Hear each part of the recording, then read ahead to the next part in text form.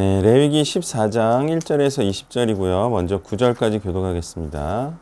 여호와께서 모세에게 말씀하여 이르시되 나병 환자가 정결하게 되는 날의 규례는 이러하니 그 사람을 제사장에게로 데려갈 것이요 제사장은 진영에서 나가 진찰할지니 그 환자에게 있던 나병 환부가 나았으면 제사장은 그 정결함을 받을 자를 위하여 명령하여 살아있는 정결한 새 2마리와 백향목과 홍색 실과 구슬절을 가져오게 하고 제사장은 또 명령하여 그 새 하나를 흐르는 물이 질그릇 안에서 잡게 하고 다른 새는 산채로 가져다가 백향목과 홍색 실과 우슬초와 함께 가져다가 흐르는 물 위에서 잡은 새의 피를 찍어 나병에서 정결함을 받을 자에게 7번 뿌려 정하다 하고 그 살아있는 새는 들에 놓을지며 정결함을 받은 자는 그의 옷을 빨고 모든 털을 밀고 물로 몸을 씻을 것이다.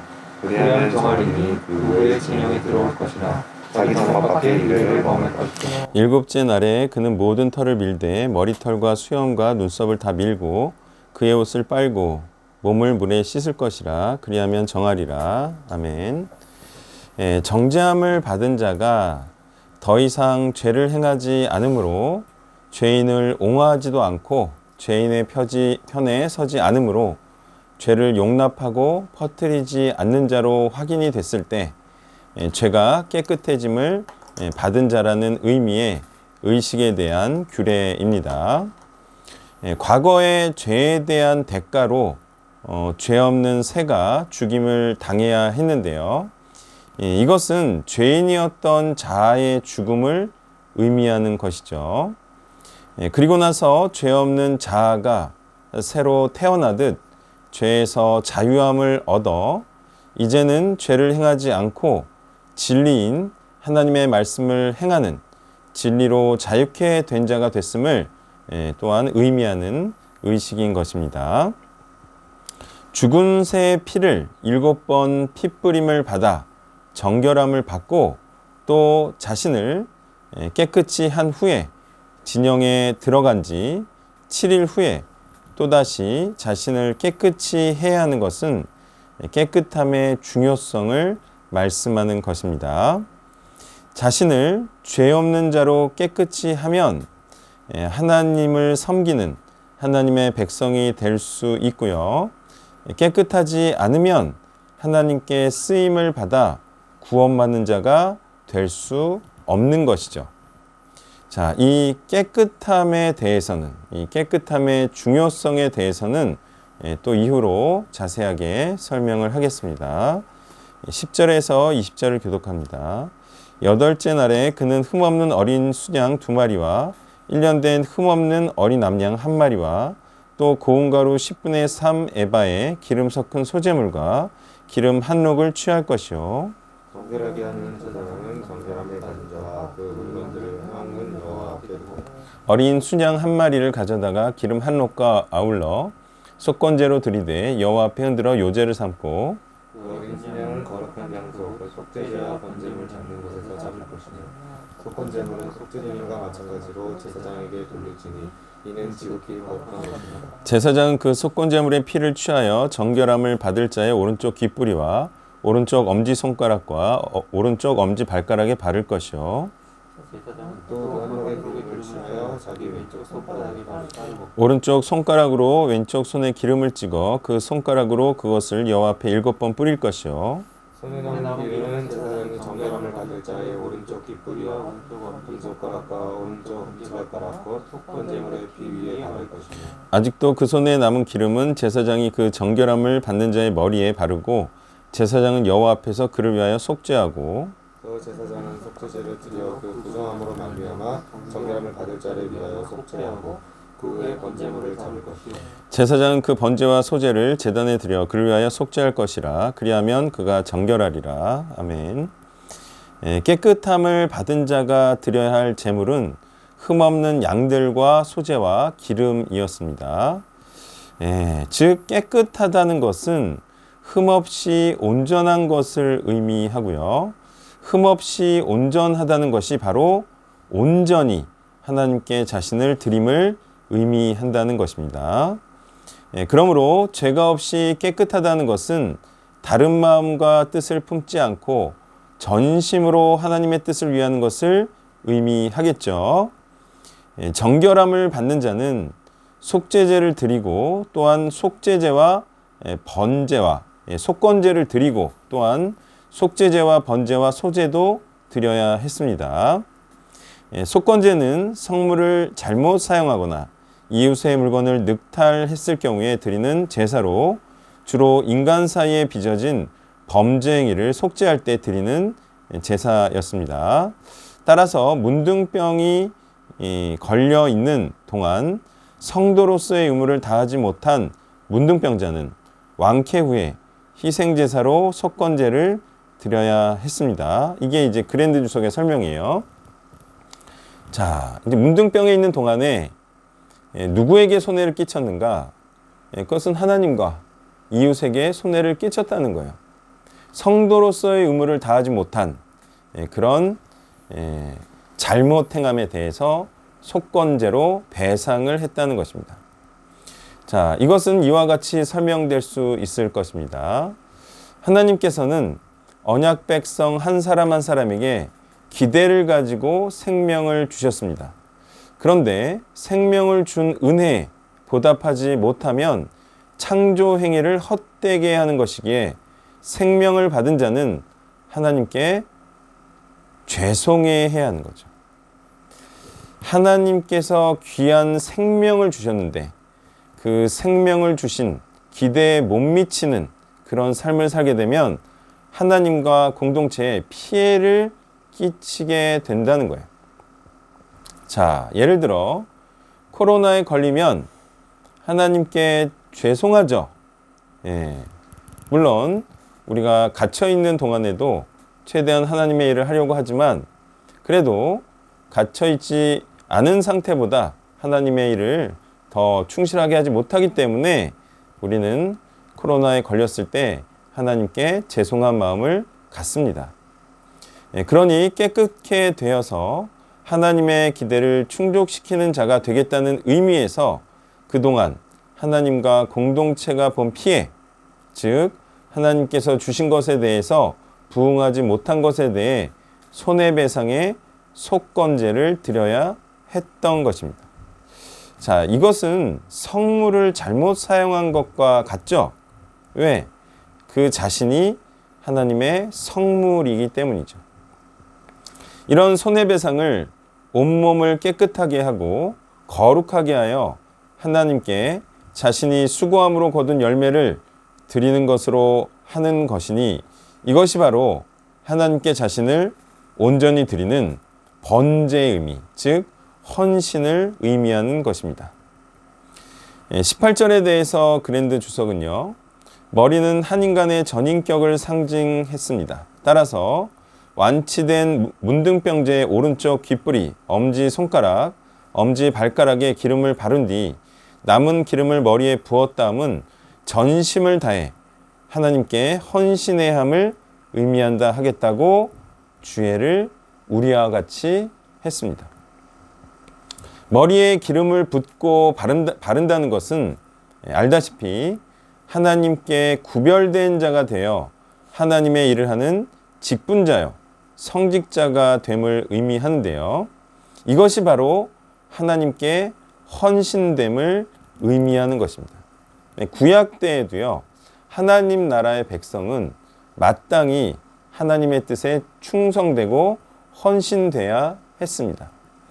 다만 그 형태가 제사장과 왕과 선지자 이런 자들도 있었지만 이들도 기름 부음을 받은 자처럼 거룩하고 구별되게 죄 없이 행해야 된다는 것은 동일했다는 것이에요. 다시 말해 깨끗하다는 것은 온전히 하나님의 뜻만을 추구하는 자가 된 것을 의미하고요. 이것은 오직 하나님의 뜻과 나라를 위하는 자가 깨끗하고 헌신된 자임을 알 수가 있는 것입니다. 형태는 다를 수가 있어요. 성직자의 형태일 수도 있지만 하나님 나라 백성은 분명한 것은 헌신되고 충성돼야 하고요. 또 오직 하나님의 뜻만을 위하는, 하나님의 나라만을 위하는 자여야 한다는 것은 분명했던 사실인 것입니다. 자, 그제 저는 밝은미래학교 이사장님을 만났는데요. 그분이 하신 말씀 중에 하나님께서는 깨끗한 그릇을 쓰신다고 하셨어요. 자, 이것이 무슨 뜻입니까? 중요한 의미를 담고 있죠. 마음에 다른 뜻을 품지 않는 자가, 간사함이 없는 자로 온전하고 순전하게 복음을 위하는 자가 거룩하고 깨끗하고 헌신된 자로서 하나님께서는 이런 자를 반드시 쓰신다는 거예요. 바로 모든 것을 다해 복음을 위하는 자만이 죄 없는 자라는 것입니다. 죄 있는 자는 하나님의 공동체에 있을 수가 없었습니다. 그리고 죄 없는, 흠 없는 자만이 하나님 앞에 드려지고 또 그런 자를 하나님께서 하나님의 영광됨을 위하여 쓰신다는 사실입니다. 자, 이를 통해 우리가 또한 알 수 있는 것은 한 마음 한 뜻으로 복음을 위하는 공동체는 하나님께서 반드시 사용하신다는 사실인 것입니다. 내용을 정리하면요. 죄인이란 하나님의 뜻을 위하는 자처럼 하면서 자신도 위하는 자를 의미하는 것입니다. 그러니 깨끗함을 받아 하나님의 백성이 된다는 것은 온전하고 순전하게 하나님의 뜻을 위하는 자가 됨을 의미하는 것입니다. 이러한 자를 또한 헌신된 자라고 하는 것이죠. 요즘 우크라이나의 국민들을 보면 어떻습니까? 자기 나라에 대해서 헌신적인 것임을 알 수가 있죠. 그렇게 하나로 똘똘 뭉치면 이겨내고 승리한다는 사실을 우리는 분명히 기억해야겠습니다. 네, 이 메시지 주세요.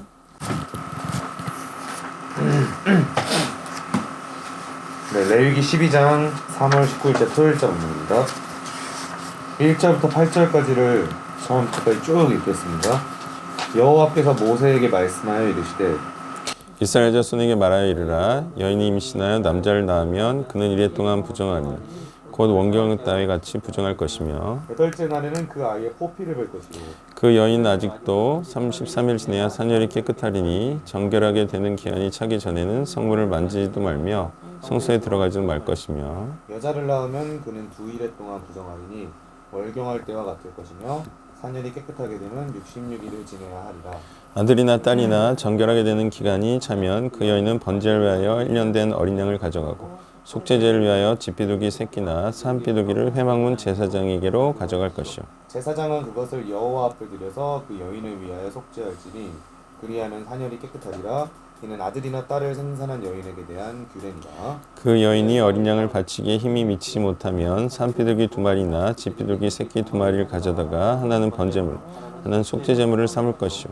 제사장은 그를 위하여 속죄할지니 그가 정결하리라. 아멘. 아멘. 레위기 22장은 인간의 상식으로 볼 때 굉장히 논쟁적일 수 있는데 본문이 우리가 지울 수 없는 분명한 사실을 기술하고 있습니다. 2절도 그렇고 5절도 그렇고 출산이 부정하다. 우리가 사실 생각했을 때 출산은 기쁘고 생명의 탄생은 축하할 일이라는 생각이 들고요. 이러한 생각이 발전하면 일반적인 세상의 시각이라는 건 사람의 존재 자체가 귀하고 그 자체로 의미가 있다는 굉장히 인본주의적인 사상으로도 발전할 수 있다는 생각이 듭니다. 그래서 이러한 데에다가 출산은 부정하고 생명은 부정하다란 말을 하게 되면 많은 사람들은 그것에 대해서 인격을 모독하는 발언이다 또는 인간에 대해서 무시하는 발언이다 라고 이야기를 할 텐데요. 이것은 흔히 말하는 인본주의와 신본주의적인 시각의 충돌입니다. 우리의 상식과 우리 어떤 상식을 완전히 제거하고 본문 진술에 의거해서만 판단을 해보면 분명히 본문에서는 부정하다란 말을 계속하고 있습니다.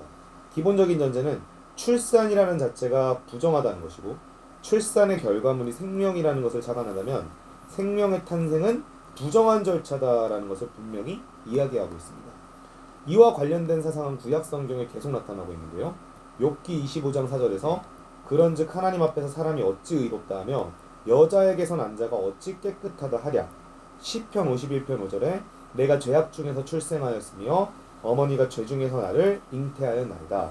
다윗과 같은 자가 이렇게 말할 정도면 인간은 그 자체로 존귀하시 결코 아니고 하나님께서는 분명히 우리가 죄 중에서 잉태가 되었다라는 것을 분명히 말씀하고 계십니다. 이것은 우리가 비단 성경의 진술에서뿐만 아니라 우리가 사역을 하면서 각자의 삶과 경험을 통해서 독서와 사색과 역사적인 성찰을 통해서 확실하게 알 수 있는 것인데, 사람은 죄인이다. 사람은 그 자체로는 더러운 존재이고 하나님과 그리스도 없이는 날마다 죽는 거룩과 헌신이 없이는 죄에서 자유할 수 없는 저주스러운 운명이고 저주스러운 존재라는 것을 절대 잊어서는 안 된다는 것입니다. 다음 세대 사역을 조금 더 집중해서 하면서 더 많이 배우게 되는 것 같습니다. 가르치고 양육하지 않고 회심하여 거룩하게 받쳐지지 않는 인간은 죄인이 될 수 있고 사람도 죄의식 없이 죽일 수 있다라는 것을 말입니다. 이러한 정신은 신약 성경에서도 계시되는 것인데, 로마서에서도 아담의 한 사람의 범죄로 인하여 모든 사람에게 죄와 사망이 영향을 미쳤다라고 하는 그런 원죄와 같은 설명들이 이러한 출산에 담긴 인간관을 분명하게 잘 보여준다 하겠습니다. 그렇다면 우리가 이러한 부정함과 타락의 운명에서 어떻게 자유할 수 있겠는가? 제가 구약을 찾아보다가 출산 그리고 부정함을 잘 결부시키고 있는 본문을 또 찾을 수가 있었는데요. 에스겔 16장에 보면 1절부터 6절에서 그러한 뉘앙스를 동일하게 이야기합니다.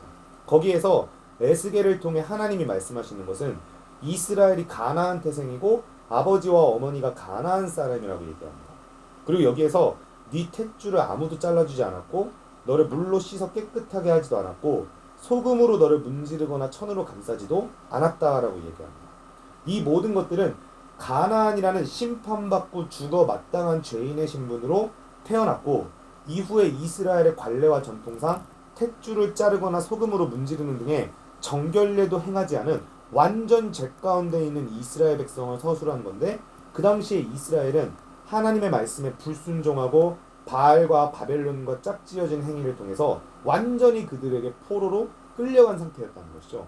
여기에서도 우리는 하나님이 이스라엘에 대해서 너희는 어찌할 수 없는 죄인의 신분으로 태어났고 죄인의 신분으로 살았고 죄인의 습성을 가졌던 자들이라는 것을 분명하게 서술하고 있는 것입니다. 출애굽기도 마찬가지인데, 백성들 대부분이 400년간의 애굽의 종살이를 통해서 결국에는 대부분의 사람들이 애굽의 종으로 태어난 상태라는 것을 이야기한다는 것이죠. 결국엔 에스겔 사건이나 출애굽기 사건이나 오늘 본문이나 공통적으로 복음 없이는, 예수 그리스도 없이는 다 날 때부터 부정하고 더러운 자들이라는 것을 선언하고 있습니다. 그러나 이러한 사나이 향후에 우리에게 약속하고 있는 것은 에스겔의 경우 16장 9절에서 내가 너를 물로 씻겨서 피를 없이 하고 기름을 바른다라는 말씀이 있는데, 이것은 우리가 부정하고 비참한 존재로 끝나는 것이 아니라 이후에 피를 없애고 씻고 기름을 바르는 행위가 있다라는 것이죠. 이것은 오늘 본문도 마찬가지입니다. 오늘 본문은 출산한 상태에서 부정하고 비참한 생명에서 끝나는 것이 아니라 그것이 거룩해질 수 있는 방법을 제시하고 있는데, 그것은 역시나 제사를 드리는 것이었습니다. 그리고 격리의 과정을 거치고 사녀리 깨끗해져야 한다는 것이죠. 2절에서 월경할 때와 같다라는 말이랑 3절이랑 5절에서 사녀리 깨끗해진다라는 말이 공통하고 있는 것인데, 월경에 관련된 레위기 15장을 보게 되면 거기에서도 피가 흐르는 상태를 부정하다라고 이야기한 것을 볼 수가 있습니다.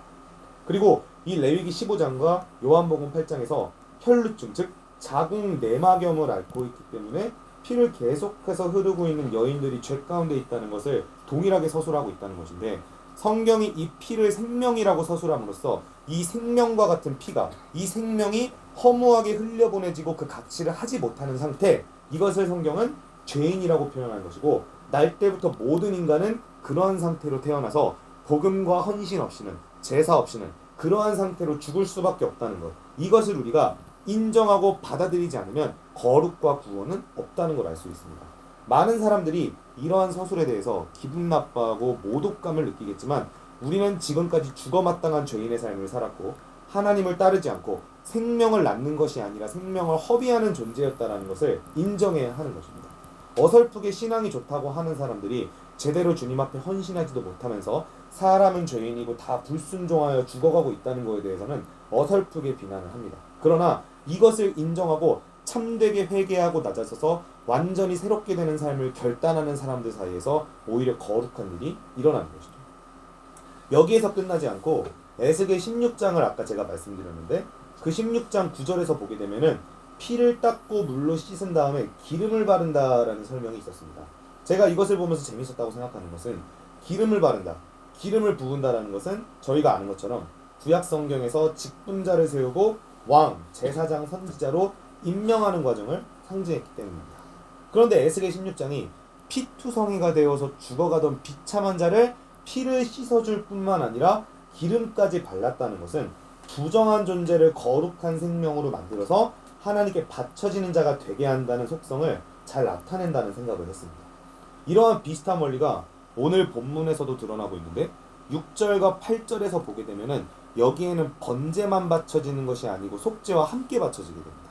그런데 사실 이것이 부정하다라는 것은 그 부정한 죄를 씻기 위해서 속죄제만 드려도 괜찮지 않을까라는 생각을 할 수가 있는데 속죄제뿐만 아니라 번제가 함께 드려지고 있다는 것은 헌신을 의미하는 번제를 통해서 비단 죄를 씻어 거룩한 데서 끝나는 것이 아니라 그 거룩한 존재가 하나님께 바쳐지는 데까지 이르러야 한다는 것을 설명합니다. 그래서 이렇게 속죄제뿐만 아니라 번제가 함께 드려지는 것에 대해서 옥스포드라는 주석도 동일한 설명을 합니다. 죄가 씻어진 이후에는 헌신될 수 있다는 것이죠. 이러한 것들을 묵상하면서 다시 한번 정리되었던 생각은 하나님이 우리가 죄가 씻겨지고 거룩하고 정결한 존재가 되기를 원하신다는 것은 인본주의적으로 우리가 천국을 가기 위해서가 아니라 하나님이 우리를 지옥에 보내지 않기 위해서가 아니라 하나님은 모든 인간을 당신의 뜻대로 사용하시고 일을 맡기고 대위명령을 시키기 위해서 창조하셨는데 죄가 있고 불순종하는 상태에서는 그러한 목적에 맞게 하나님을 사용할 수가 없다라는 것이죠. 그래서 이 부정한 상태의 생명을 깨끗하게 해야지만 하나님이 사용하실 수 있는 그릇이 되고 그 이후에 헌신되는 것입니다. 하나님이 우리의 죄를 씻으신 이유는 하나님의 뜻대로 사용하기 위함이시라는 거죠. 성경이 이러한 사례를 굉장히 많이 보여줍니다. 이사야 같은 경우에도 이사야 6장을 보게 되면은 7절 8절에서 부정한 것이 제단의 숯불로 씻겨진 이후에 하나님이 누가 갈 거라고 하시니까 이사야가 바로 나를 보내소서라고 선포합니다. 베드로 같은 경우는 누가복음 5장에 보게 되면 주연하는 죄인입니다 나를 떠나소서라고 고백했었는데 이후에 예수님께서 무서워하지 마라 너는 더 이상 죄인이 아니다 왜냐하면 너는 이제 사람을 취하는 자가 될 것이기 때문이다. 그러니까 베드로 입장에서는 사람을 취하는 삶을 살지 않던 과거의 삶을 죄인으로 인식해서 엎드리고 죄고백을 하였는데 이후에 더 이상 네가 죄인이란 상태에서 두려워할 필요가 없는 것은 이제 사람을 낚는 업으로 살아갈 것이기 때문이라는 것이죠. 이것 또한 죄 고백과 거룩해진 이후에 죄 사함 이후에 헌신이라는 게 바로 따라 나오는 좋은 예가 됩니다. 마지막으로 거라사의 광인 사건도 마찬가지인데 마가복음 5장에 보게 되면은 귀신의 세에서 벗어나고 치유됐던 사람이 예수님의 복음을 증거하는 자로 나타내는 자로 보내지게 된다는 것이죠. 그때 거라사의 광인은 예수님과 함께 있길 원했지만 예수님은 오히려 거라사의 광인을 보내서 예수님이 하신 일들을 증거하고 나타나게 하십니다. 사역을 하면서 정말 느끼는 거지만 내가 정말 진실되게 성경적으로 헌신하기 위해선 많은 훈련이 필요하고 그것보다 또 중요한 것은 정말 겸손한 마음이 필요하다는 생각 진짜 많이 합니다.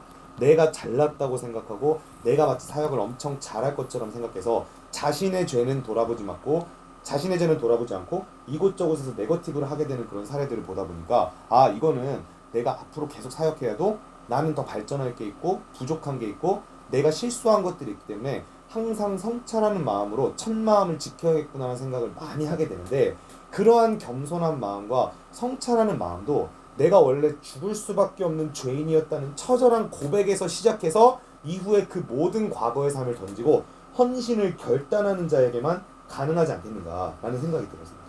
사역하고 헌신한 사람들 중에 내가 원래는 가치 없는 삶을 살았다는 걸 인정하지 못하는 사람들, 여전히 나는 가능성 있고 내 인간의 뜻과 생각으로도 충분히 가치 있는 존재라고 생각하는 경우가 많다는 생각이 듭니다. 그러나 우리는 완전히 죽을 수밖에 없는 부정한 가운데 태어났던 자였기 때문에 이제 헌신을 결단하기 이전의 삶은 아무런 의미가 없고 내 뜻과 나의 삶을 주장하는 것도 무의미한 일이며 이제는 감사와 감격의 마음으로 주의 나라를 향해 바쳐지는 것만이 유일한 소망이라는 생각만 남게 되는 것이죠. 오늘 본문의 원리를 통해서 복잡한 출산 규례와 정결 규례에 불과하지만 사실은 이것은 거룩의 원리를 잘 보여주는 것이다. 먼저는 내가 부정함과 죄 가운데 살았다는 것을 냉정하게 진단해야 되고 스스로도 인정을 해야 한다. 비난과 원망을 듣고 싶지 않아서 너는 죽을 수밖에 없는 운명에서 태어났다는 말을 하지 못하는 것. 그리고 나 스스로도 그러했다는 것을 인정하지 못하는 것이 사실은 진짜 사람을 죽이는 일인 것이죠. 우리가 정말 그 사람을 사랑하고 품는다면 그가 죽을 수밖에 없는 운명에서 그것을 극복할 수 있는 방법은 주님께 삶을 드리는 방법밖에 없다라는 것을 분명히 가르쳐야 됩니다. 그래서 나 자신도 그러하고 우리 주변에 부정한 가운데 태어난 모든 생명들이 주님께 완전히 속죄되고 바쳐져서 진정한 거룩과 구원으로 나아갈 수 있도록 대하겠습니다. 네, 아멘. 자, 출산이 부정하다. 마냥 좋아할 수만은 없다. 예, 이것이 뭐 많은 부분 원죄라고 불리는 이유 때문인데요. 이 원죄라는 것을 어떻게 우리는 설명할 수 있을까? 예, 하나님께 저주를 받았다. 그것은 과연 죄를 지을 수밖에 없는 필연적인 그런 사람이 되었음을 의미하는 것인가? 아니면 또 다른 그거와는 다른 의미로 표현할 수가 있을 것인가 하는 거예요. 죄인이 될 수밖에 없느냐? 아니면 죄인이 안 될 수도 있는 거 아니냐? 어떤 쪽인 것 같아요? 시작은 다 죄인으로 시작을 하는데 그거를 벗어날 운명이 있다는 게 계시된 존재. 자, 이제 저주라는 것은 그 사람이 저주된 자가 됐다는 게 아니죠.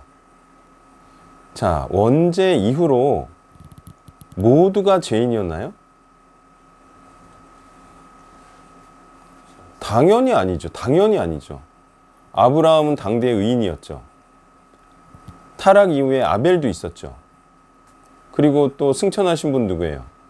에녹도 있었죠. 이것만 보더라도 이 원죄로 인한 저주는 모두가 다 죄인일 수밖에 없다가 아니고, 그러면 뭐겠어요? 죄를 짓는 아주 짙은 저주된 상황이 됐다는 거예요. 그러니까 뭐가 저주를 받은 거예요? 상황이 저주를 받은 거예요. 저주받은 상황이 된 거예요. 그러니까 어떻게 돼요? 사람들이 죄를 짓는 가능성이 훨씬 많아졌죠. 의인은 적고 죄인은 많아진 상황이 된 거죠. 그 중에 가장 큰 저주가 뭐였다는 거예요? 가장 큰 저주.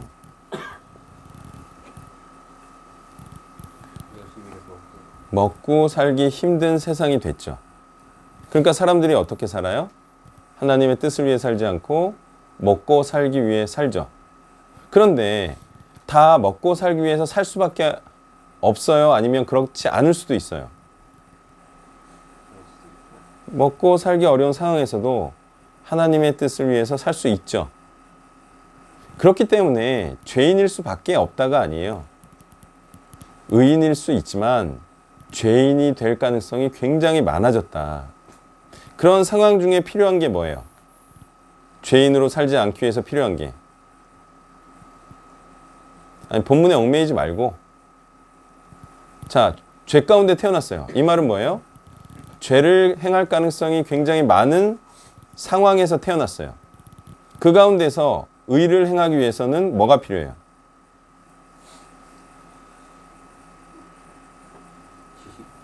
하나님의 말씀이 필요하죠.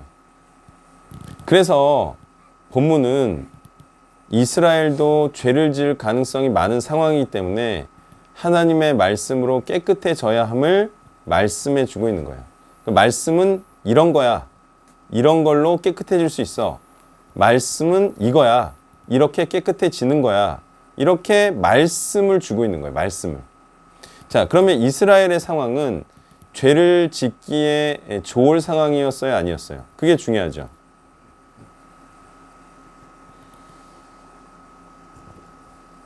이스라엘 상황은 죄를 짓기에 좋은 상황이 아니에요. 지금 이 당시에. 이 레위기가 주어지는 이 당시에 굉장히 취약한 상황이죠. 왜? 가나안 땅에 들어가고 있잖아요.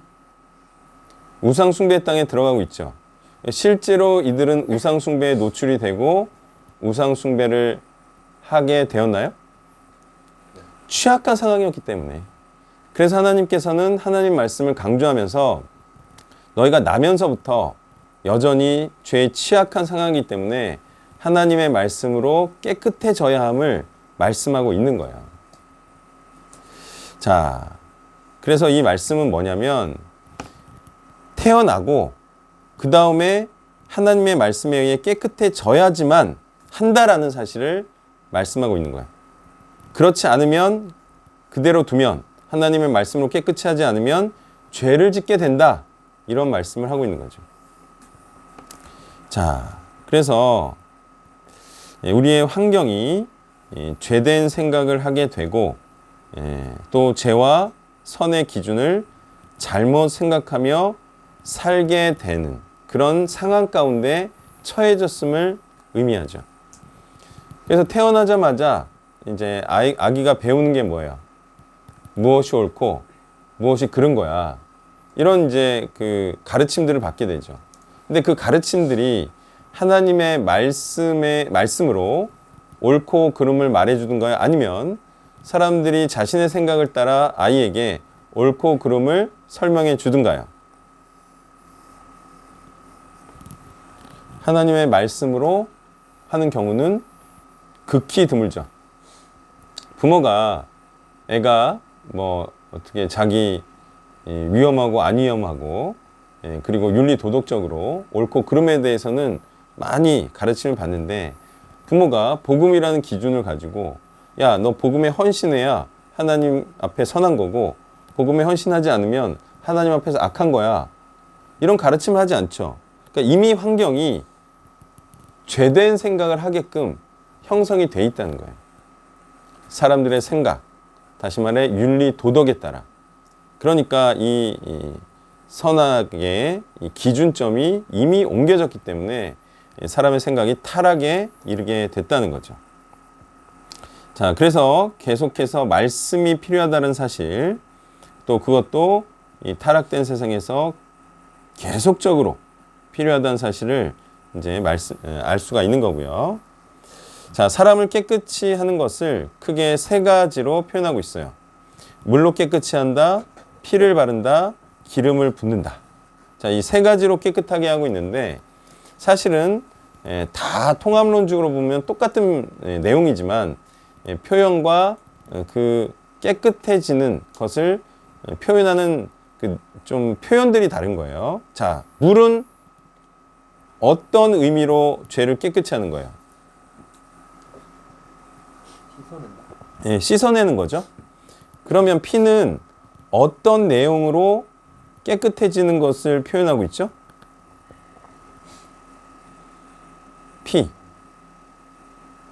피는 생명이고 죽음을 상징하죠. 피를 내니까. 그러면 뭐가 죽는 거예요? 죄가 죽는 거죠. 죄된 자신이 죽는 거죠. 죄된 자신이 죽으면 죄가 죽는 거죠. 그러면 죄가 깨끗해진 건가요? 자, 이런 방식으로 표현하는 거예요. 물은 씻어내는 걸로. 어떻게 보면 제일 간단한 표현 방법이죠. 근데 피는 죄된 자를 죽임으로 죄가 없는 자가 되게 한다. 그런 식으로 죄가 씻어냄을 당했다. 죄가 죽었다. 이런 의미로 피도 죄를 깨끗게 하는 그런 기능으로 쓰이고 있는 거고, 기름은요. 기름의 기능은 거룩하게 하는 거죠. 뭐 가장 좋은 것을 바르고 또 부음으로 그가 하나님 앞에 존귀한 자임과 또 구별되게 성별된 자임을 말하고 있는데요. 이것이 바로 또한 하나님께서 특별하게 쓰는 자는 하나님 앞에 죄가 없는 또한 깨끗한 자임을, 구별되다는 것이 어떤 것과 구별되는 거예요? 죄된 것과 구별되는 거죠. 그러니까 거룩하다는 것, 구별되다는 것이 또한 죄가 없는 그런 존재를 표현하는 또 하나의 표현이고 방식이라는 거죠. 이렇게 모두가 죄가 없는 자가 됨을 의미할 때 물과 피와 기름이 쓰여진다는 거예요. 자, 그 다음에 언급하지는 않았지만 여기서 정결케 되는 기간이 여자아이가 2배예요. 그죠? 산모도 그렇고. 이건 왜일까요? 이건 바울이 얘기를 했어요. 이미. 고린도전서에서도 얘기했고, 이거는 뭐 아무리 고린도전서가 상황서신이라고 할지라도 다른 성경에도 이렇게 자꾸 나오면 이거는 원론인 거예요. 상황서신에만 등장하는 게 아니고 이거는 어떤 이 세상에 존재하는 죄의 좀 원리적인 부분을 말하고 있는 거예요. 자, 왜 더 길죠? 여자가 죄에 대해서 취약하다. 그래서 바울 선생님이 뭐라고 말해요? 죄가 여자로부터 들어왔다. 이런 말 하잖아요. 죄에 대해서 더 취약하고 항상 뭐가 터지잖아요. 문둥병도 어디에서 터지잖아요. 그 터진 데가 무슨 데예요? 어디서부터 터져요? 약한 데부터 터지죠? 약한 데를 공격을 할까요, 사단이? 항상 그렇죠. 그래서 만만한 데부터 건드리는 거예요. 거기서부터 무너뜨리고 또 거기서 가까운 자를 또 무너뜨리고 그렇게 해서 중심부로 오는 거죠. 그래서 사단이 여자를 먼저 공략을 하죠. 왜? 죄에 대해서 취약하기 때문에. 그런데 남자는 또 뭐에 대해서 취약해요? 여자에 대해서 취약하다 이거야. 그래서 이 꼬리에 꼬리를 물고 이 남자까지 죄를 행하게 됐는데 우리가 이것을 정말 우리는 현실적으로 체감적으로 체험했잖아요. 원래는 걔가 그러지 않았어요. 그죠? 걔가 오히려 내 생각과 같아서 그 여자애를 오히려 질책하고 네가 너무 어리다. 그렇게 생각하는 거는 너무 진짜 어리게 생각하는 거다. 이렇게 막다가 이제 갑자기 미쳐가지고 그냥 3살 어린 여자의 말과 똑같이 지금 하고 똑같이 행동하고 있죠. 자, 이게 무엇을 의미해요? 죄가 일단 여자부터 공략을 하고 그 다음에 여자에 취약한 남자까지도 공략을 한다. 그러면 남자는 여자에게 왜 취약하죠?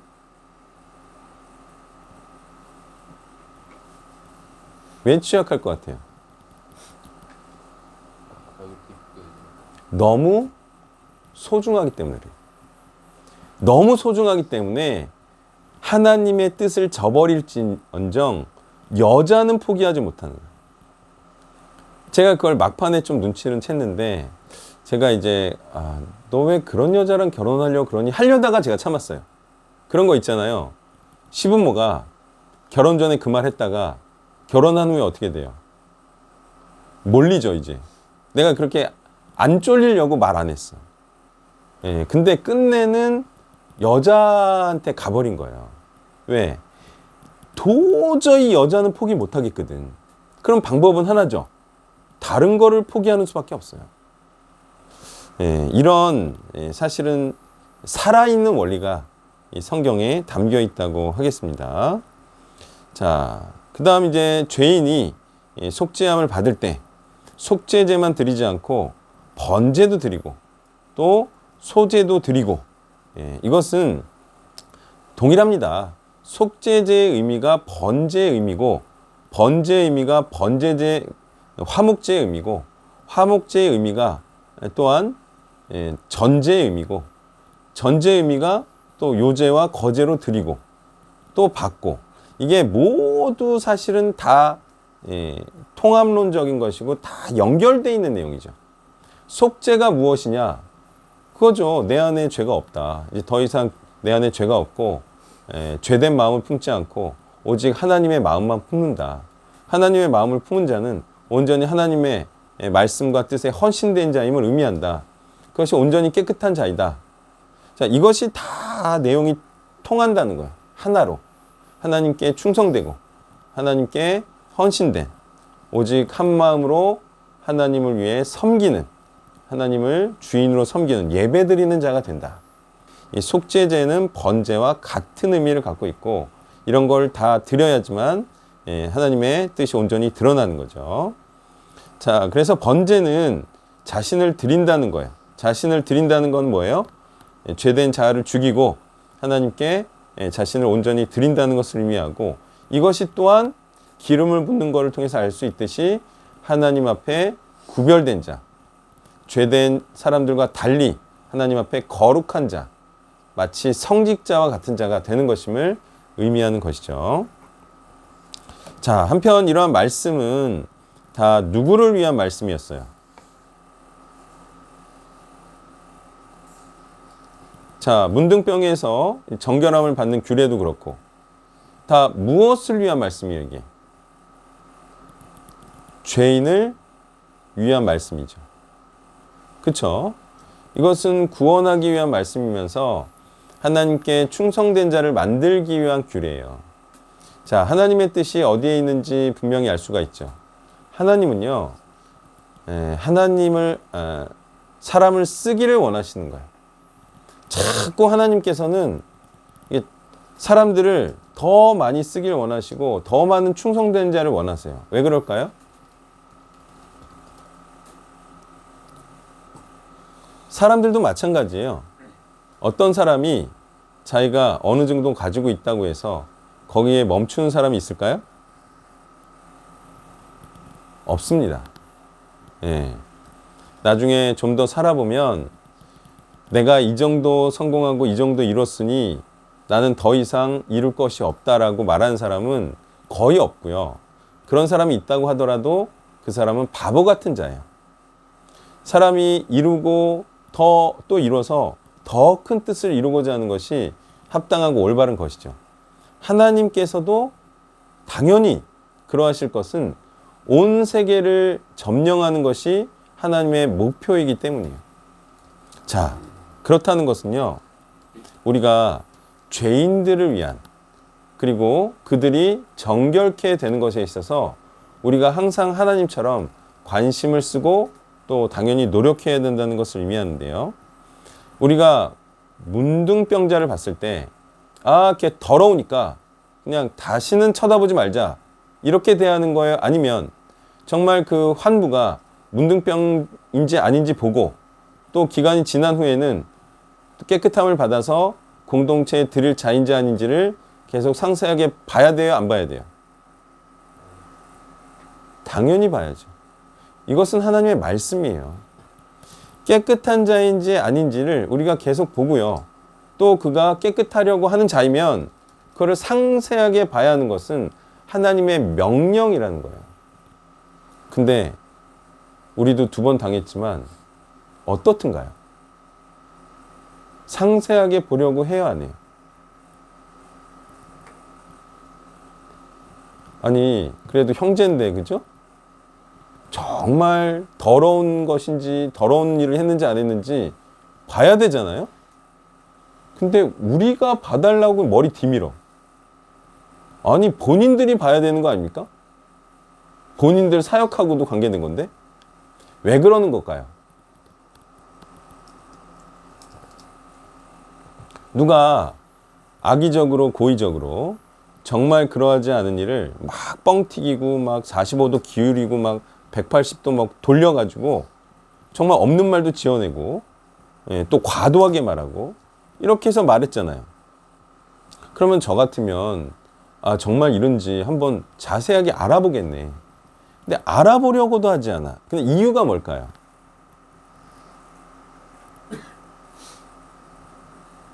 그게 바로 자기를 위한 거죠. 그럴까요? 안 그럴까요? 자기를 위한 거예요. 그게 다 자기를 위한 거예요. 일단 자기 다치지 않으려고. 남들이야 어찌되건 일단 우리 피해보지 않으려고. 자, 이것이 과연 정말 깨끗한지 깨끗하지 않은지를 상세하게 보라는 하나님의 말씀에 부합하는 거냐는 거예요. 자기가 오해받지 않으려고. 자기가 공격당하지 않으려고. 자, 그렇게 되면 어떻게 될 것 같아요? 이 하나님의 나라가. 누가 공격을 받아요. 같은 연합국인데 공격을 받아요. 나도 공격을 받을까봐 거기에 아예 쳐다보지도 않아. 들여다보지도 않아. 그러다가 나중에 어떻게 될까요? 공격을 받으면 나 몰라라 하지 또. 아니 자기는 뭐 강대국이니까 공격당할 일 없다. 뭐 약한 너희들 뭐 알아서 살거나 말거나 너희들이 오해를 받거나 말거나 우리는 우리가 안 다쳐야 된다. 이러면 나중에 서로 뿔뿔이 나 몰라라는 형제의 사랑이 없는 그런 하나님의 나라가 됩니다. 자기가 오해를 받더라도 중요한 것은 뭐일 것 같아요? 깨끗하냐, 깨끗하지 않느냐. 정말 하나님 앞에 깨끗한 사람이냐 아니냐. 이거에 주목해야 하겠죠? 그거를 봐야 돼요. 근데 지금 상황을 보면 그걸 보지 않잖아요.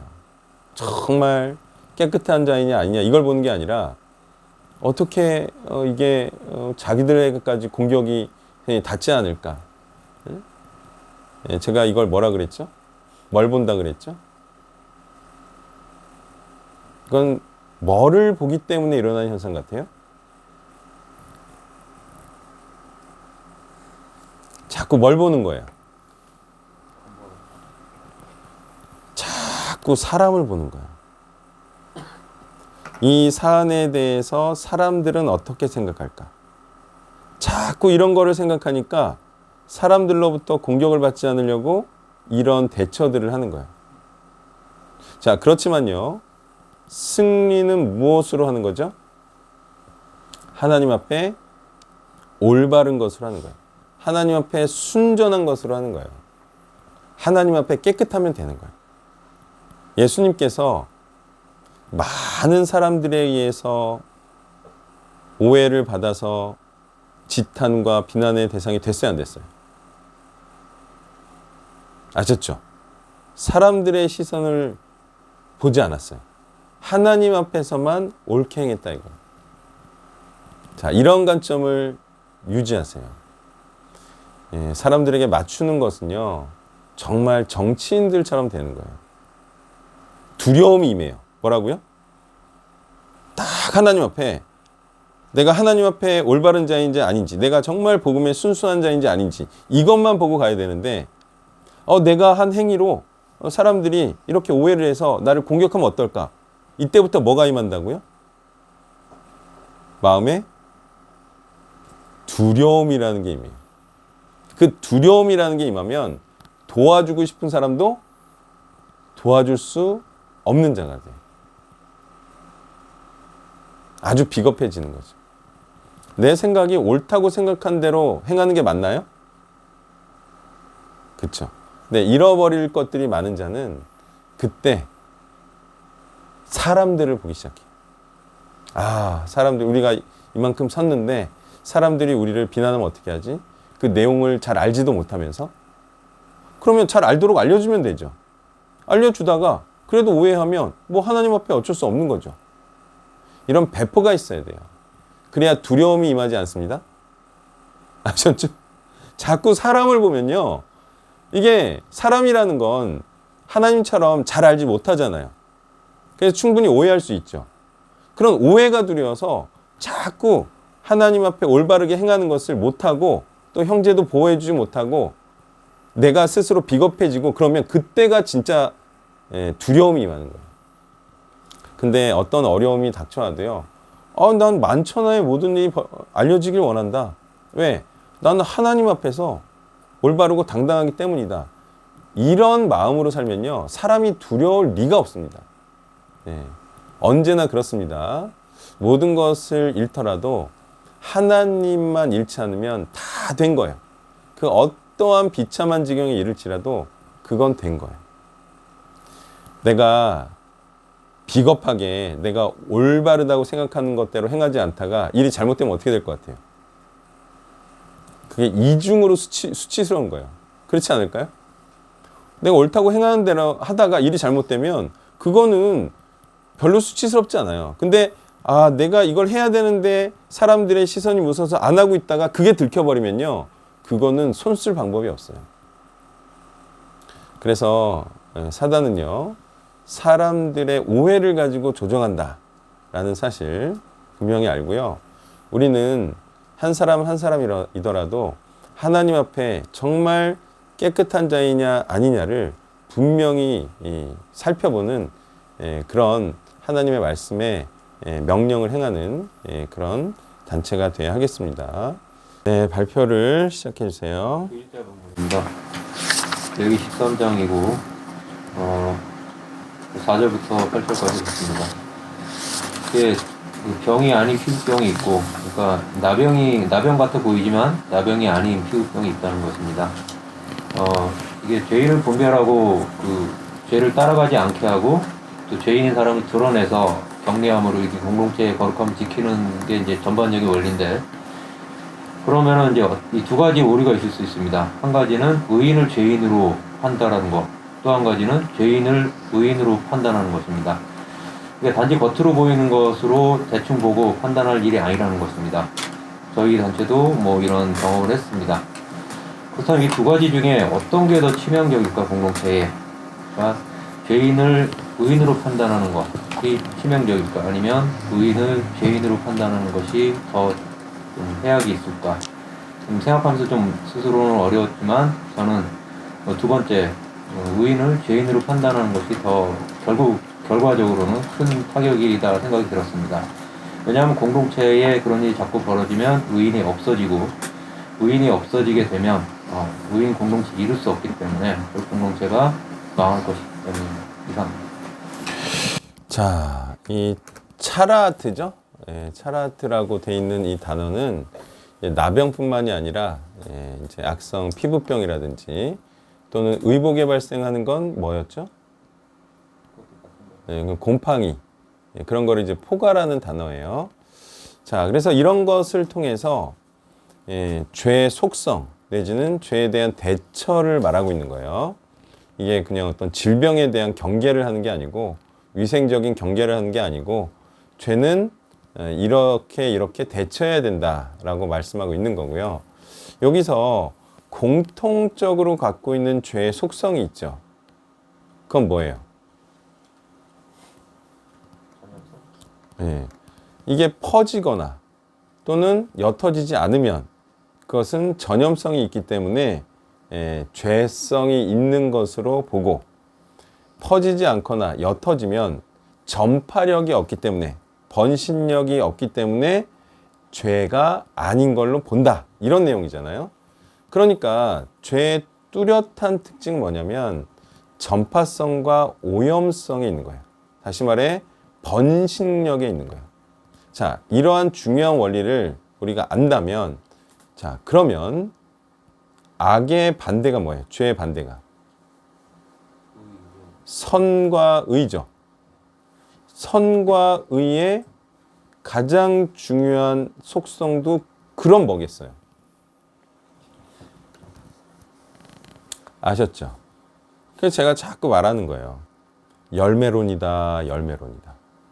퍼뜨리지 않으면 그는 선한 자도 아니고 의로운 자도 아니다. 퍼뜨리지 않으면 하나님 나라가 확장되지 않기 때문에 사단의 나라에 잡혀 먹히게 된다. 반드시 의롭고 선한 자는 전파하는 자이고 전파되게 하는 자이기 때문에 열매가 없으면 그는 선한 자와 의로운 자가 아닌 것으로 판명이 된다. 중요한 성경적인 원리예요. 자, 또 이러한 사실 앞에 우리가 왜 죄인인지 아닌지에 대해서 면밀하게 봐야 되느냐, 굉장히 중요하죠. 죄인인데 죄인이 아닌 것으로 알고 공동체에 그냥 두면 반드시 어떻게 될 것이기 때문에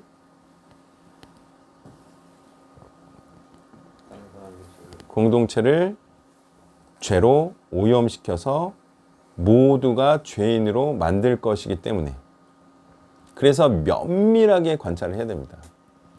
실제로 자아 숭배자들을 교회에 뒀더니 교회가 어떻게 되더라는 거예요? 모두가 자아 숭배자가 돼 버렸죠. 왜? 죄라는 것은 그 속성이 자신을 위하는 거죠.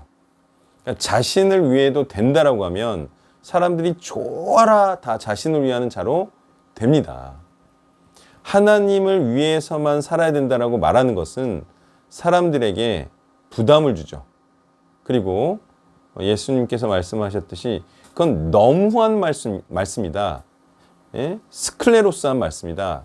과도한, 너무 엄격한 말씀입니다. 당신의 기준을 채우기가 너무 어렵고 불가능할 것처럼 어렵습니다. 이런 감정을 누군가에게는 자아내는 것이기 때문에 사람들이 그걸 어려운 길을 선택하지 않죠. 사람들은 다 쉬운 걸 좋아하니까. 자, 그래서 쉬운 쪽으로, 편안한 쪽으로 가기 때문에 죄가 급속도로 번진다 이거예요. 그때는 이제 의로운 자가 의로운 말을 전해도 핍박을 받겠죠. 자, 그렇게 되면 그 상황이 바로 의인이 죄인 취급을 받아 사람들의 비난을 받고 죽임을 당하는 그런 상황까지 된다는 것을 예수님께서 의인으로서 보여주신 거죠. 그러니까 면밀하게 관찰하는 것은 너무너무 중요한 거예요. 그죠? 예. 그래서 제가 이 본문, 그 관련된 본문에 제목을 어떻게 달았냐면 죄인인지 의인인지 조사하는 것에 협조해 주시기 바랍니다. 이렇게 말했어요. 사람들이 어떨 것 같아요? 제가 죄인인지 의인인지 이게 좀 조사를 하겠습니다. 그럼 사람들이 어떻게 반응할 것 같아요?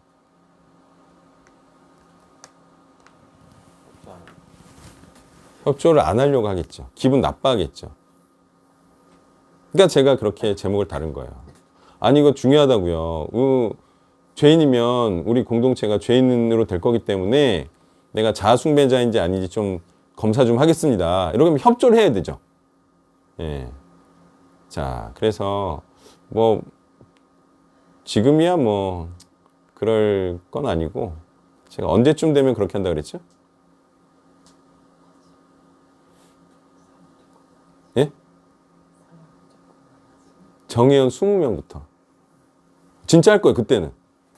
정혜연 20명 정도 되면 난 그때는 진짜 면밀하게 조사할 거예요. 예. 지금은 뭐 그렇게 뭐 할 정도는 아니고. 예. 뭐 저는 뭐 자신은 있어요. 예. 자아숭배자인지 아닌지 좀 밝혀낼 자신은 있어요. 자신은 있고 뭐 제가 여러 일을 다 겪었기 때문에. 근데 이제 그것보다 좋은 거는 스스로 드러나게 하는 게 제일 좋겠죠. 자, 일반적인 교회들이 또 이강사님도 경험을 하셨지만 그런 이제 자아숭배자인지 아닌지를 왜 밝혀내기 어려웠을까요? 이유가 있어요. 그런 걸 면밀하게 조사하려고도 안 했겠죠. 그죠? 모으는 것만 주로 했겠죠. 사람 모아다가 알콩달콩 서로 사랑하고 그런 것만 했겠죠. 근데 일반적인 교회들이 자아숭배자들을 골라내지 못하는 중요한 이유가 있어요. 뭘 것 같아요?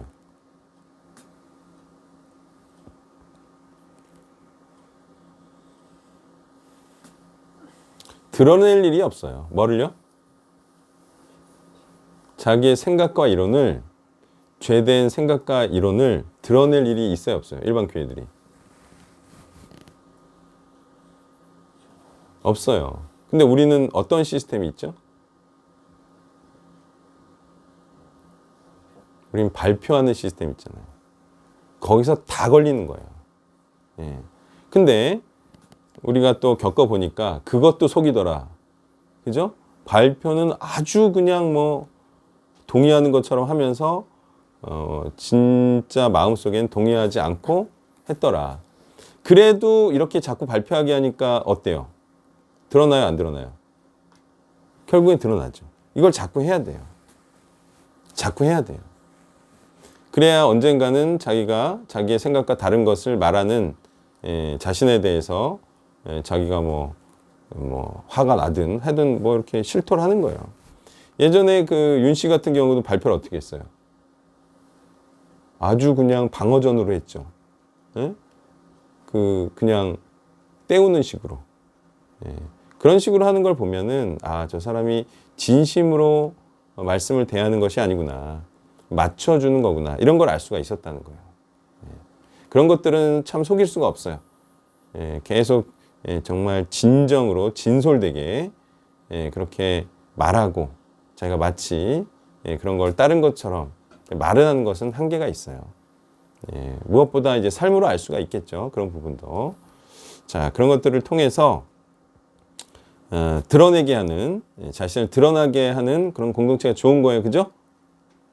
그러므로 어떤 공동체가 좋은 공동체냐? 사람을 막 모으게만 하는 공동체가 좋은 공동체예요? 아니, 그거는 이놈 저놈 모으다가 결국은 다 죄인으로 됩니다. 반드시 그렇게 됩니다. 사람을 모으되 이 죄인은 떠나가게 하는 공동체. 어때요? 좋아요, 안 좋아요? 그죠? 그러니까 떠나가는 일이 없을 수 없는 건 정말 안 좋은 거예요. 떠나가는 일이 있어야 그게 건강한 공동체예요.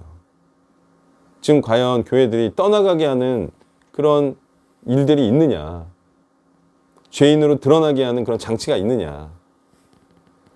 아무리 사람이 좋아도요, 죄인을 좋아해서는 안 됩니다. 그런 사실을 아시고 사람이 떠나가는 것에 마음 아파하지 말고 오히려 죄인이 함께하는 공동체가 정말 소망이 없고 오히려 고통스러워해하는 그런 공동체임을 잊어서는 안 돼요. 그 다음 발표해 주세요. 저는 하열자의 49절입니다. 사실 전반적으로 조금 했는데 저는 이제 제사장이 좀 진찰도 굉장히 중요했지만 더 중요했던 건 사실 백성들이 자신의 좀 진상을 보고 즉시 이제 보여야 했던 것도 굉장히 중요하다고 생각이 됐습니다. 근데 이제 그게 가능했던 이유는 그냥 바로 보여서 그게 가능했던 이유가 아마 이것이 이것이 나에게 생기는 순간 내가 공동체의 그 진영 밖에서 살게 되고 그리고 이게 계속 더 퍼지는 순간 공동체가 하나님의 공동체 앞에서 나도 쫓겨나고 나도 죽겠다 이런 어떤 위기의식이 굉장히 좀 뚜렷하게 있기 때문에 가능하지 않았나 싶습니다. 그래서 공동체에서 죄를 가볍게 다루는 순간 이 안에 백성들, 성도들은 그냥 나도 그냥 괜찮겠지라는 안일함 때문에 병은 계속 퍼질 것이고 그래서 따라서 죄를 굉장히 무겁고 이것이 있으면 절대 공동체 안에 함께 할 수 없고 하나님 앞에 죽음이다라는 어떤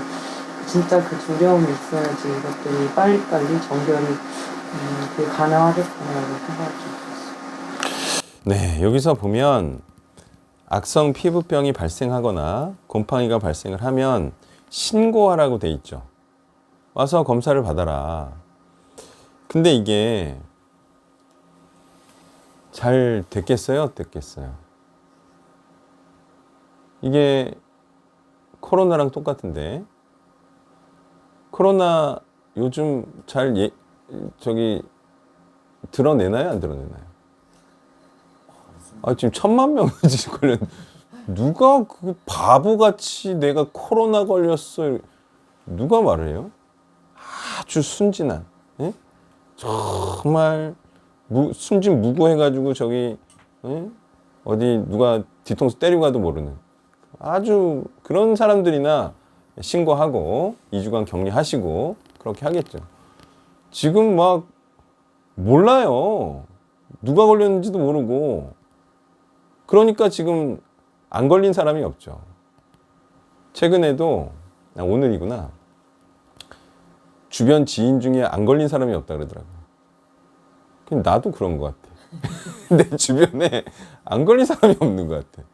이런 상황 중에 무슨 내가 죄인이요? 누가 드러냅니까? 그러니까 소수일 때는 다른 사람에게 피해를 주지 않기 위해서라도 내가 이렇게 피부병이 걸렸고 문둥병에 걸렸음을 얘기를 했겠죠. 근데 다 죄인이야. 그럼 어떤 일이 일어날까요? 자기가 죄인이 아니라고 말하겠죠. 그래서 예수님께서 하신 말씀이 그거예요. 애통해하는 자가 복이 있다. 무슨 뜻이에요? 다 죄인이니까 애통해하질 않아. 자신이 죄인임을 인정하지 않아. 죄인임을 인정해야 그 사람이 그리스도 앞에 나가서 깨끗함을 받을 것인데 예수 그리스도 앞에 나아가질 않아요. 깨끗함을 구하질 않아요. 그러니까 구원이 일어나질 않아요.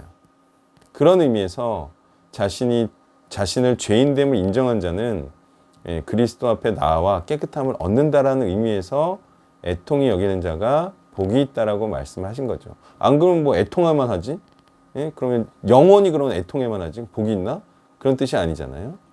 애통이 여기는 자가 그리스도 앞에 나와 죄사함을 얻는다 이런 뜻이고, 죄인임을 시인하는 자가 참 죄인이 많아지니까 없죠. 자, 그런 의미에서 자, 죄인은 기뻐할 수 있어요, 없어요? 죄인은 감사할 수 있어요, 없어요? 없죠. 근데 어때요? 세상 말은 죄인을 향하여 어떻게 하라고 말해요? 항상 감사하라고 말하죠. 항상 기뻐하라고 말하죠. 자, 이게 바로 세상 이론이라는 거예요.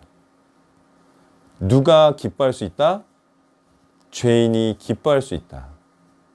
이러한 말을 하고 있는 거예요. 성경은 죄인은 죄를 뒤집어 쓰고 애곡하며 슬퍼해야 된다고 말하죠. 정확히 반대의 가르침을 하고 있잖아요. 죄인이 기뻐하고 감사해도 된다. 이게 바로 죄인으로서 구원받을 수 있다는 잘못된 생각과 이론을 설파하고 있는 게 세상 이론이고요. 또 교회도 이런 이론에 오염이 돼서 목사들조차도 죄인을 향하여 기뻐하고 감사하라고 얘기하고 있다는 거예요. 의인만이 기뻐하고 감사할 수가 있어요.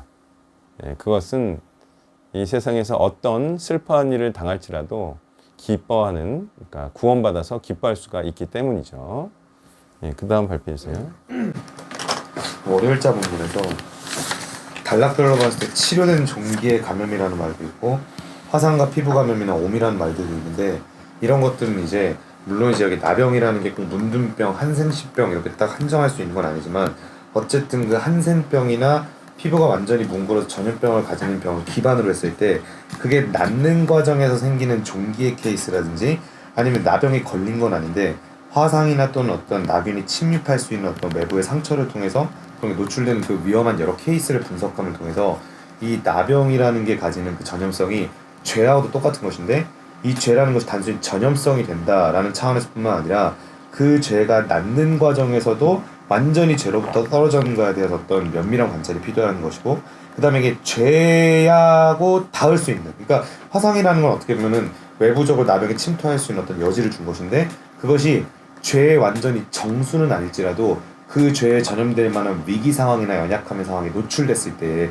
그때에도 조심하겠다는 어떤 그 의식이 드러난 게 아니었는가. 그래서 제가 이제 레위기 13장에 있는 거 외에도 그냥 소위 말하는 나병, 한센병 이런 거에 대해서 일반적인 성경 사전이나 뭐 이런 것들에서 어떤 특징들이 있는가에 대해서 좀 정리하고 조사를 해보니까 그중에 이제 여러 가지 특징이 있는데, 예를 들면 그게 잠복해 있는 동안은 잘 드러나지 않는다 그러고요. 그리고 나타나다 초반에는 약간 반점 형태로 나병 증세인지 분간이 진짜 어렵다는 이야기를 하고요. 근데 이게 갑자기 나병 증세가 퍼지기 시작하면서 걷잡을 수 없이 확산되는 거란 이야기를 합니다. 그러면서 정말 걷잡을 수 없이 혐오스러워서 감당하기 어려울 정도로 커지게 된다고 하는데, 제가 포인트로 좀 흥미로웠던 부분은 원래 약간 잠복기에 있었고 이게 나병인지 아닌지도 모를 정도로 분간하기 힘든 형태에서 갑자기 퍼지기 시작해서 걷잡을 수 없는 상태로 바뀌는 그 시기가 되게 위험하겠다. 그래서 왜 성경에서 화상에 대해서도 면밀히 살피고 치료받는 과정의 종기에 대해서도 끝까지 이랫동안 지켜보는 이유는 무엇이냐면, 진짜 나병 증상이 잠복해 있는 줄 몰랐거나 또는 위험한 상태인 줄 몰랐는데 갑자기 들이닥치거나 갑자기 악화되는 경우들이 갑자기 생기더라. 아까도 이제 뭐 나눠주셨지만 그럴 거라 생각 못했던 사람들이 그렇게 나서는 경우들을 저희 공동체에서도 많이 만났고 또 외부에서도 그런 사람을 좀 많이 보게 되더라고요. 그래서 이 이유가 무엇일까 보니까 여러 가지더라고요. 갑자기 가난한 상황이 두려워진다든지, 갑자기 마찰이나 어려움을 겪는다든지, 억울한 상황을 겪거나 또는 부모님이나 가족의 반대에 부딪힌다든지, 아니면은 스스로 뭐 연약하다고 스스로 약간 자책하면서 막 짓눌려 있는 거를 발견한다든지 뭐 무기력해진다든지 여러 가지 이유 때문에 멍해지거나 사람이 갑자기 죄의 삶으로 급격히 넘어가는 경우들이 있더라. 그래서 그런 경우에 대해서 우리가 더 면밀한 마음을 가지고 지금 당장 되게 잘하는 것 같다는 생각이 들어도 나 자신도 우리 주변 동역자나 제자들도 갑자기 변할 수 있기 때문에 더 면밀한 서로 간의 관찰이나 공유가 필요하지 않겠는가 그런 생각을 했습니다. 네, 본문에서 또 몇 번 말하는 게 다시 한번 확인하라는 거잖아요. 재발할 수 있다는 거예요. 그래서 죄는 언제든지 재발할 수 있어요. 예, 재발한 사람은 더 재발하기 쉽겠죠. 그래서 죄에서 구원받았다고 해서 그게 100% 구원받는 것이 아니라 또다시 예전에 죄된 상태로 돌아갈 수 있다. 그래서 죄인인지 아닌지를 계속 살펴봐야 된다. 또 하나 알 수 있는 사실은요. 죄인인지 아닌지 분간하는 게 쉬운 거다 어려운 거다? 어려운 거라는 거예요. 그러니까 뭐 정말 목사님들이 거의 다 속았겠죠. 이게 정말 예수님을 위하는 자인지 아닌지 분별하기가 어려워요. 왜냐? 속이고 숨긴다 이거예요. 이거 화상인데요? 자기는 알 수도 있어요. 그죠? 이게 단순 화상인지 아닌지 알 수가 있는데 화상인데요? 이렇게 해가지고 죄인됨을 숨긴다. 속이기 때문에 어려울 수 있다. 그리고 의인인 척한다. 경건한 척한다. 그렇기 때문에 어렵다라는 거예요. 자, 또 한 가지는 또 자신도 모를 수 있다라는 거예요. 자기가 죄인인지 자신도 몰라요. 자기가 이렇게 정말 예수님을 사랑하는 줄 알았는데 어느 때 보니까 내가 예수님을 위하지 않는 자야. 그 어느 때가 어느 때죠? 결혼할 때. 우리가 2번 당했죠. 결혼할 때가 되니까 얘가 죄인이더라고. 그전에는 뭐 예수님을 위해서 뭐 헌신하자 뭐 이렇게 하다가 결국 예수님보다 더 좋은 상대가 오니까 그걸 선택을 하더라. 어느 때에 정체가 드러난다? 이게 이제 이렇게 표현하면 뭐 맞을 수 있고 더 정확하게 표현하면 위기 때인데 특별한 때 뭐라고요? 평상시에는 이게 잘 안 드러나죠. 근데 특별한 때, 다시 말해 위기 때, 어려운 때 정체가 드러나더라고. 사람이 어떤 사람인지 어느 때 알 수 있어요? 그게 결정적일 때 아는 거예요. 예를 들어서 그냥 별일 없이 친구처럼 이렇게 지낼 때는 이게 진짜가 안 드러나요. 근데 어느 때 드러나는지 알아요? 돈을 한번 1억 빌려줘 봐요. 그때 드러나요, 안 드러나요? 그때 드러나요. 1억 갖고 튀는 친구가 있어요. 그리고 1억을 신실하게 갚는 친구가 있어요. 그때 딱 드러나요. 또 어느 때 드러나냐면 내가 힘들어질 때 드러나요. 아니 진실된 친구였는지 아닌지 내가 망했을 때 드러나요. 그때 극명하게 드러나는데 어떤 친구가 훨씬 더 많을 것 같아요. 평상시에 이렇게 잘 지내고 같이 놀고 그랬거든요. 서로 푼빠이하고 누가 술도 사고 막 그랬어요. 근데 내가 폭삭 망했어. 어느 친구가 더 많을 것 같아요? 연락 안 되는 친구가 훨씬 많습니다. 한번 망해보세요. 네? 중마고 다 필요 없어요. 다 피해요. 예. 밥 한 번 안 사줘요. 그렇게 사람들이 약해요. 10년, 20년? 다 필요 없어요. 왜냐하면 만나봤자 어떻게 될 거니까. 그 폭삭 망한 친구 내가 만나봤자 어떻게 될 거니까. 도와줘야지 뭐. 돈 꿔달라고 하겠죠. 그래 안 그래요? 그래서 안 만나요. 거의 다 그래, 거의. 제가 망한 사람들 몇 명 밥을 사줬거든요. 그래서 잘 알아요. 제가 꼭 그런 분들 만날 때는 소고기를 사주거든요. 정말 마음에 야, 정말 고마움을 마음에 품더라고요. 그런 분들은. 계속 연락이 와요. 뭐 이렇게 이사할 때도 연락을 하고, 제시가 잘 지내니? 뭐 이렇게. 정말 그때 고마웠나 봐. 그러면서 하는 말이 그거예요. 야, 친구도 하나도 안 만나주고 그러는데, 야, 너는 이렇게 나를 밥을 사주는구나. 예? 그런 거예요. 예. 그때 정말 진짜냐 아니냐가 드러나는 거고요. 그때 어려운 때 만난 사람이, 어려운 때 만나주고 도와준 사람이 진짜 진솔한 사람이에요. 중요한 거는 그런 사람이 없다. 어려울 때 다 떠나간다. 사람들이 돈 앞에 다 굴복한다. 사람이 돈으로 사람을 사귄다. 이러한 사실을 알아야 됩니다. 또 발표해 주세요.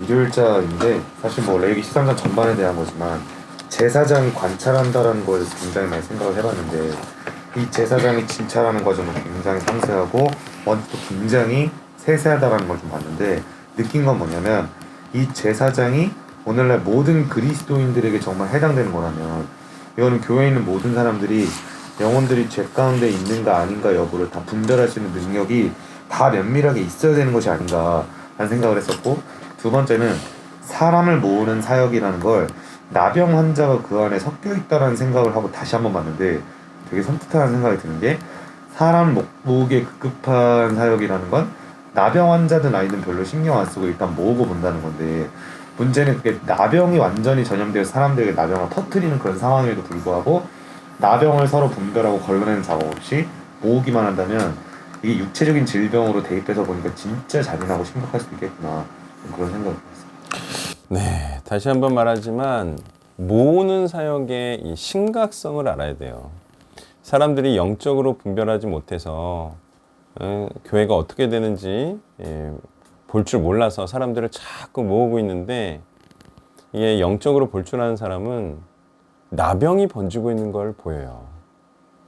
지금 자신을 위해서 기도하고 또 자신의 이 땅에서의 잘됨을 위해서 형통을 위해서 교회를 나오는 것이 뻔히 보이고 또 새로 자라나는 아이들이 그걸 보면서 그게 마치 올바른 신앙인 것처럼 기도는 복음을 위하는 것이 아니라 하나님 나라를 위하는 것이 아니라 그냥 자기 가족을 위하고 자기 자식을 위하고 그런 것들인 줄 알고 보고 배우고 그러면 그 이후 세대가 어떻게 되겠어요?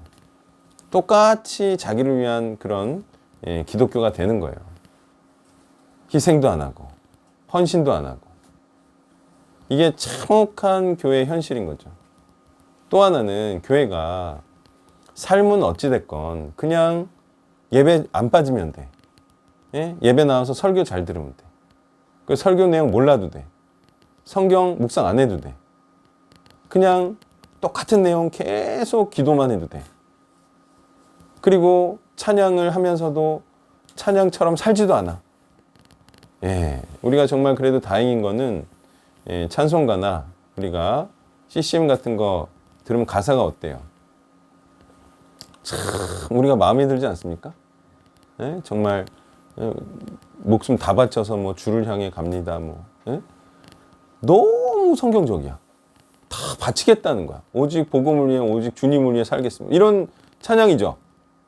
근데 그런 찬양 부르고 그와 전혀 상관없이 되는 살아도 되는 그런 지금 교회가 됐잖아요. 근데 그걸 볼 수 없다? 보지 않는다? 그러면서도 이율 배반적으로 산다? 그래도 되는 교회. 이게 얼마나 비참한 교회인지를 사람들이 모르고 있다는 거예요. 그걸 또 허용하고 사역자들이 그거에 대해서 지고 있고 그렇게 살지 말라고 하면 쫓겨날 판이고 오히려 교인들 눈치를 보느라 하나님의 올바른 말씀을 전하지 못하고 아까 말했죠? 쉬는 시간에 말했죠? 그게 바로 사단이 역사하는 거예요. 뭐를 보는 게? 사람의 의견이 무서워서 견해가 무서워서 올바른 말을 하지 못하는 이게 바로 사단의 영에 붙잡히고 지고 있는 거예요. 올바른 말은 해야 된다는 거죠. 비록 공격과 비난을 받을지라도 이게요 좋은 건 뭐냐면 사람들이 누가 뭐라 그래도 옳은 말이면 계속 할 수 있어요 없어요? 이게 좋은 거예요, 이게. 근데 보세요. 사람들이 아무리 지지를 하거나 또는 지지하지 않더라도 내가 하는 말이 옳지 않으면 할 수 있어요, 없어요? 아무리 사람들이 지지를 하더라도요, 내가 하는 말이 옳지 않으면 하면 절대로 안 돼요. 그래요, 안 그래요? 그러니까 뭐가 중요하다는 거예요? 하나님 앞에 옳은 게 중요하다는 거예요. 사람들이 뭐라 그러든 신경 쓸 필요가 없어요. 결국 승리하는 것은 하나님 앞에 올바른 말씀과 행동이 승리를 하는 거예요. 예. 자, 이제 사람을 두려워하지 말고요. 그냥 당당하게 옳다고 여기는 말을 말하면 됩니다. 결국 오해는 다 풀릴 거고요. 예, 그리고 인본주의는요, 결국 아주 수치스럽게 많은 사람들과 함께 패망을 할 거예요. 예, 그 사실을 믿고요. 우리가 뭐 최악의 경우 죽는 그날까지 오해와 핍박을 당할 수는 있어도요. 결국은 우리가 복음을 위한 말과 행동이었다면 그것은 하나님 앞에 반드시 올바른 것이었다. 이렇게 드러날 거예요. 우리가 사람의 시선을 의식하지 않아야 합니다. 자, 또 보겠습니다.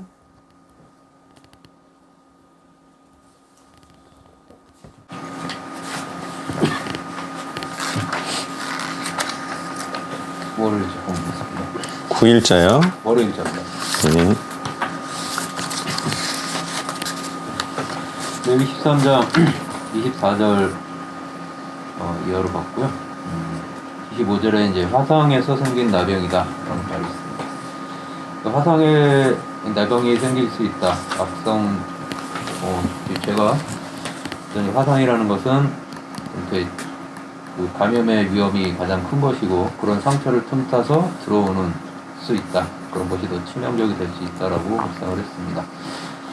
좀 저의 뭐 경험을 좀 말씀드리자면은 좀 이런 경험을 좀 한 게 제가 이전에 속한 공동체에서 한 5년을 좀 고립이 됐었고 목사부터 해서 여러 사람들이 저를 이상하게 여기고 비방을 했었습니다. 그 나와 또 가족들이 그런 좀 제가 헌신을 하고 이렇게 하겠다니까 쫓겨나듯이 나오게 되는 좀 쓰라린 경험을 했었습니다.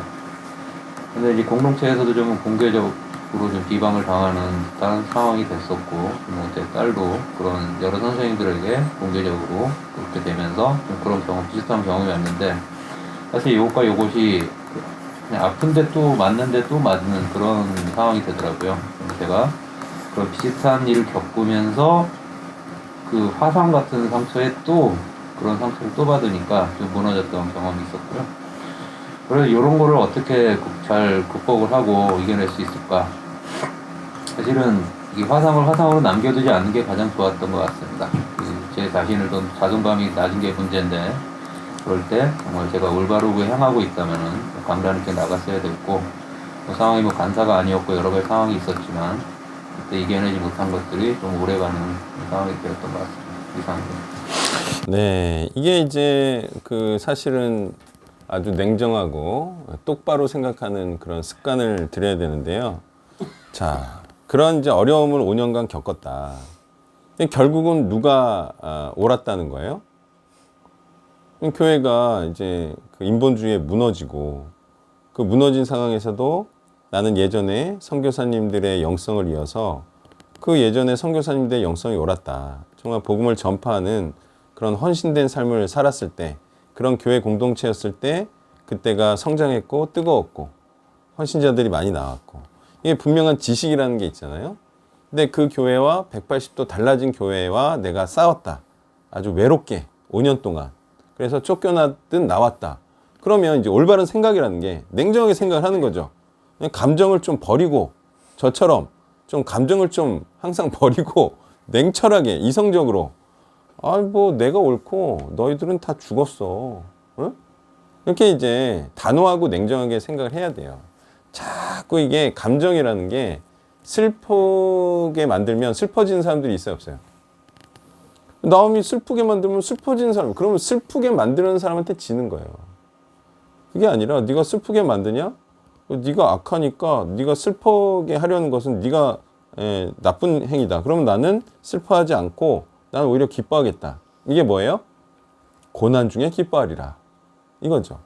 고난이 사람들이 이 고난에는 고립과 비난이 없는 줄 알아요. 그러면 그게 고난이에요, 아니에요? 아니, 외롭게 되는 거하고 비난과 공격이 없으면 그게 어떻게 고난이 될 수가 있어요? 또는 예전에 그 저희 총회 개척교회 세미나를 갔더니 이제 어떤 목사님이 정말 재건축하고 빚에 시달려서 장기를 팔아서 내가 이걸 빚을 갚아야 되나 이런 생각도 했다는 거예요. 그러면서 하는 말이 개척교회 이제 목사님들한테 돈 많으면 그게 고생이에요? 이렇게 말했다는 거예요. 어때요? 아니 돈이 많은데 힘들 수 있어요? 어때요? 돈이 많으면 별로 힘들 게 없어요. 그래요, 안 그래요? 그러니까 고난이라는 거는 뭣도 없어야 돼요. 돈도 없어야지 그게 고난인 거예요. 근데 뭐 그리스도의 고난에 동참한다고 하면서 막 돈 없는 게 너무 슬퍼. 그리고 막 외로운 게 또 너무 슬퍼. 그리고 많은 사람들이 나를 비난하는 것도 너무 슬퍼. 그거는 뭐 그리스도의 고난에 동참하기 싫은 거죠. 그러면 고난은 위장된 축복이다. 말은 그렇게 많이 하고 고난 중에 기뻐하지 않아. 이거는 뭐야? 이게 바로 뭐라고 하죠? 어불성설도 아니고 겉과 속이 다른. 그 겉과 속이 다른 거예요. 내가 겉으로 고난은 위장된 축복입니다 했으면 속도 고난이 왔을 때 이거는 축복이구나 이렇게 생각을 해야죠. 자, 자존감이라는 것은 어디서 찾아오는 거냐면 내가 자꾸 승리해야 돼요. 그래야 안 그래요? 그러니까 근데 그때 슬퍼했으니까 그때 자존감이 올라가지 않는 거야. 근데 내가 멋지게 승리했잖아요. 내가 영적으로 그때도 슬퍼하지 않고 기뻐 그러면 이런 일이 와도 내가 자존감 그때 승리한 게 있기 때문에 충분히 이겨낼 수 있고 기뻐할 수가 있어요. 승리하는 습관이 중요합니다. 승리하는 습관이 중요한 거예요. 사람이 언제 자존감이 떨어지는지 아세요? 사람이 최초로 자존감이 떨어지는 때.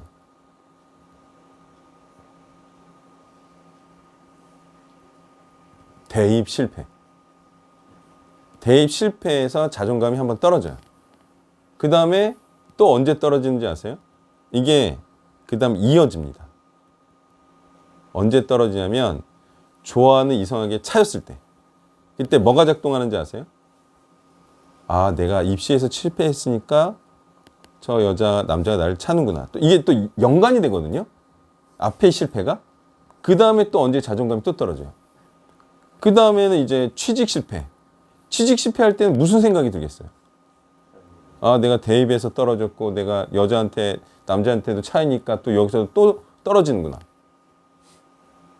이게 계속 연결되는 거예요. 근데 대입에 성공하면 그 다음에 어떻게 되는지 아세요? 연애할 때도 당당해요. 내가 자랑스러운 대학을 갔는데 내가 당당하게 한번 어필해야지 이게 되거든요. 그래서 결혼까지 성공을 하잖아요. 그러면 다른 건 다 자신 있어요. 왜? 누가 받쳐줘요?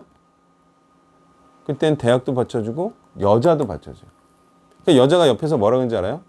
내가 성공적으로 쟁취한 여자는 난 당신을 믿어요. 그거 어때요? 자존감이 또 살죠. 근데 이게 연애에 실패하면 이게 내가 힘들 때 어떻게 하는지 알아요? 옆에서? 없죠?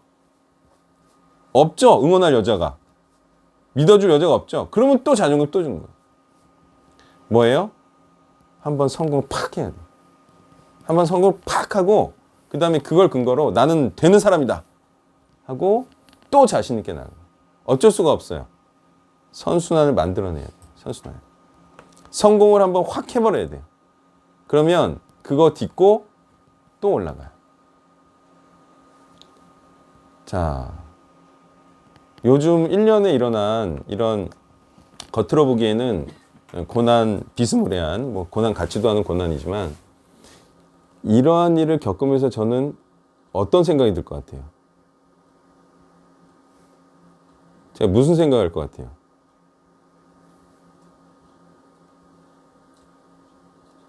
아, 감 좋다.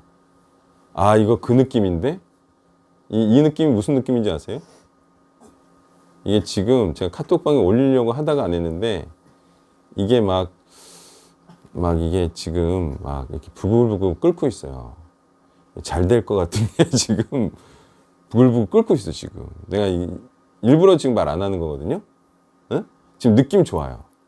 아, 이 느낌. 제가 이 느낌 알아요.